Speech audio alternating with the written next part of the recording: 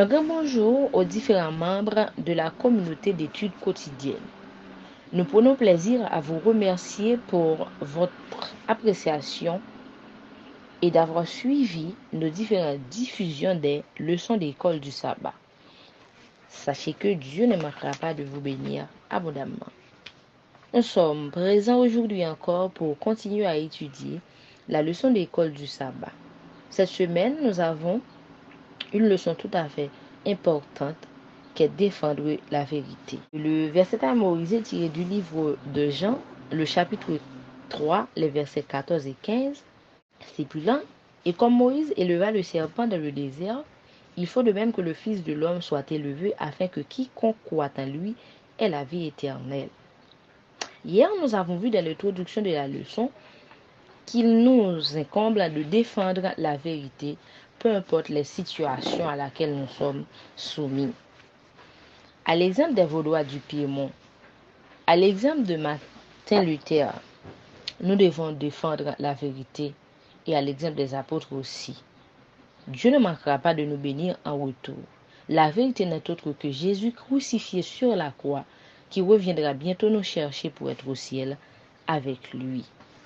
Aujourd'hui, nous allons débattre un autre sujet qui est persécuter, maître et enfant.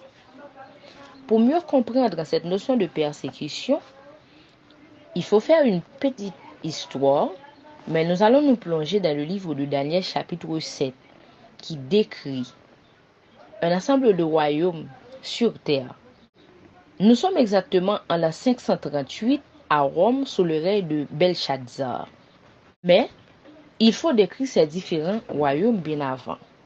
À première vue, Daniel décrit dans ses visions 4 animaux. Il explique qu'il avait vu dans ses visions 4 vents. Les 4 vents symbolisent les puissances, les forces menaçantes ou les forces de Satan, qui sont des forces destructeurs qui viennent des 4 coins de la terre. Pour continuer, Daniel explique les 4 animaux qu'il avait vus. Le premier animal symbolise sous forme de lion, c'est Babylone. Le deuxième animal, un ours médo-perse. Le troisième, un léopard avec 4 ailes et 4 têtes, qui symbolise le royaume d'Alexandre le Grand, avec sa puissance qui régnait sur le monde, les 4 coins de la terre, et après sa mort, son royaume divisé en 4 autres royaumes. Et le 4e animal, c'est un animal épouvantable, expliqué par Daniel dans le chapitre 7 du livre de Daniel.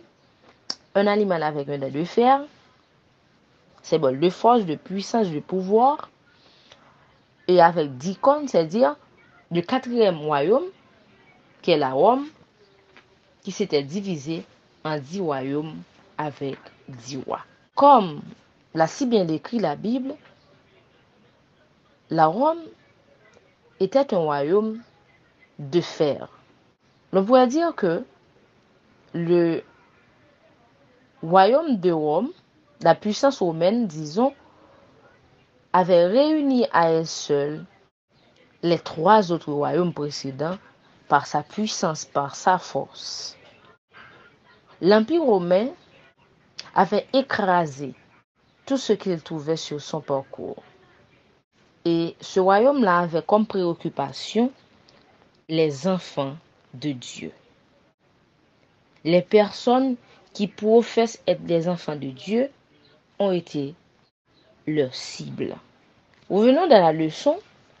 S'il y a persécution, il y a une raison. La raison principale, c'est pour cause de foi à la parole de Dieu. Et le personnage de base, c'est bien Satan. Satan qui s'était rébellé dans le ciel, qui s'opposait à Dieu, qui voulait à tout prix recevoir l'adoration même que Jésus, qui voulait élever son trône au-dessus du trône de Dieu, qui entraînait des anges après lui, qui s'était rébellé et devient orgueilleux, et dès lors, une fois rejeté dans le ciel par Dieu, lui et ses anges, devient furieux, descend sur la terre et dès lors il commence à persécuter les enfants de Dieu. Et pour étaler sa puissance destructrice,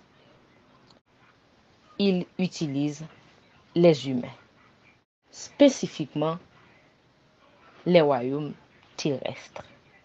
Et de là, il commence par utiliser Adam et Ève dans le jardin d'Éden, en passant par les rois de la terre qui se croient être Dieu, et pour arriver exactement en l'an 538 à Rome sous le règne de Belshazzar, qui est le début de la grande persécution, de 3 ans et demi ou 1260 jours. Pour mieux comprendre ces 1260 jours, il faut se référer au livre d'Ézéchiel, chapitre 4 et Nombre 14, qui stipule que un jour égale une année prophétique. Et aussi dans le livre de l'Apocalypse, chapitre 12, on parle aussi de cette question un jour égale une année et demie. Et à partir des calculs, la Bible explique très clair que 3 ans et demi de persécution égale à 1260 jours où les premiers chrétiens avaient subi l'oppression et la persécution. Mais à travers l'histoire, nous voyons que, qu'en dépit des difficultés, Dieu avait protégé ses enfants. Même que beaucoup d'entre eux ont passé par la mort, mais Dieu assure la victoire de leur âme par son sacrifice sur la croix. Et aujourd'hui encore, nous sommes en proie aux difficultés. Dans le futur, nous aurons à subir des persécutions, mais il faut garder à l'idée que nous triompherons parce que Dieu est au contrôle. Dieu est au contrôle. Il nous a montré sa preuve d'amour envers nous en envoyant son Fils Jésus mourir sur la croix. Et c'est cette vérité que nous devons défendre. Et un jour, nous aurons la victoire sur la grande persécution. Un jour, Dieu mettra fin aux persécutions et lui-même sera le seul roi qui dirigera la terre. Je vous encourage à continuer à étudier pour mieux rester fort spirituellement. Je vous bénisse abondamment.